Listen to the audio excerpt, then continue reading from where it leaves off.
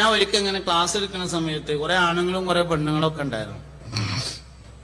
ഒരു പെണ്ണിങ്ങനെ വിളിച്ചു ചോദിച്ചു മറന്റെ അപ്പുറത്തുനിന്ന്, ഉസ്താദേ ഈ ആണുങ്ങളെ മൊബൈൽ മക്കളി നിർത്താൻ നിങ്ങളെടുത്ത് വല്ല വയ്യുണ്ടോ എന്ന് ചോദിച്ചു.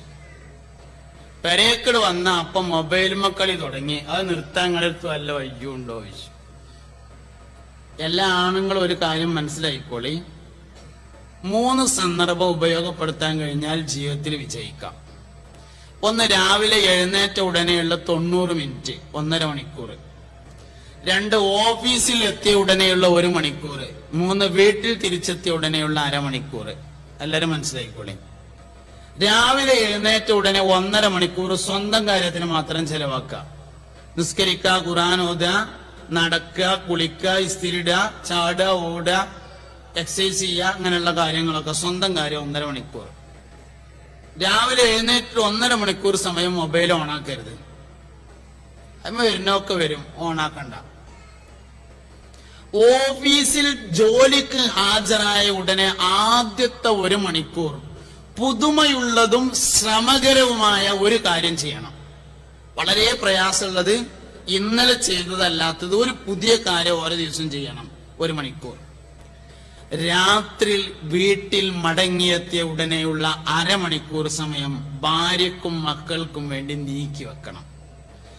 വീട്ടിൽ കയറുന്നത് മൊബൈലിന്റെ സ്വിച്ച് ഓഫ് ബട്ടൺ അമർത്തി പിടിച്ചിട്ടുണ്ടായിരിക്കണം.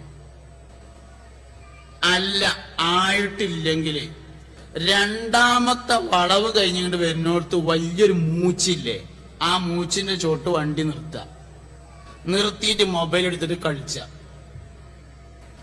എപ്പോഴാ തീരുന്നയിച്ചാൽ എപ്പോ തീർന്നാലും കുഴപ്പമില്ല, കുറച്ചുകൂടി വൈകിയാലൊന്നും ഒരു കുഴപ്പമില്ല. എപ്പോഴാ തീരുന്നയിച്ചാൽ തീരുമ്പോ സ്വിച്ച് ഓഫ് ആക്കിയിട്ട് പോരാ. മൊബൈൽ 1/2 മണിക്കൂർ മതി, പിന്നെ നിങ്ങൾ എന്തും ചെയ്തോളി, പക്ഷെ അത് വന്ന ഉടനെ ആയിരിക്കണം. 1/2 മണിക്കൂറേ വേണ്ടുള്ളൂ. 1/2 മണിക്കൂർ അതാണ്ട് ഓഫാക്കി വെച്ചിങ്ങാണ്ട് കളിത്തുണി മാറ്റിങ്ങാണ്ട് അല്ലെങ്കിൽ പുള്ളിത്തുണി മാറ്റിങ്ങാണ്ട് പെണ്ണുങ്ങളെയും കുട്ടികളെടുത്താണ് ചെന്നിരിക്കുക. ഓൾക്ക് പറയാനുള്ളതൊക്കെ പറയട്ടെ, അതാണ് കേട്ടുകൊടുക്കാൻ തയ്യാറുണ്ടോ?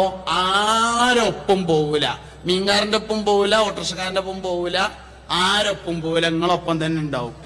അത് കേൾക്കാൻ തയ്യാറില്ലേ? കേൾക്കാൻ തയ്യാറുള്ളവരൊപ്പം ഓല അങ്ങോട്ട് പോകും, തന്നെ സംഭവം.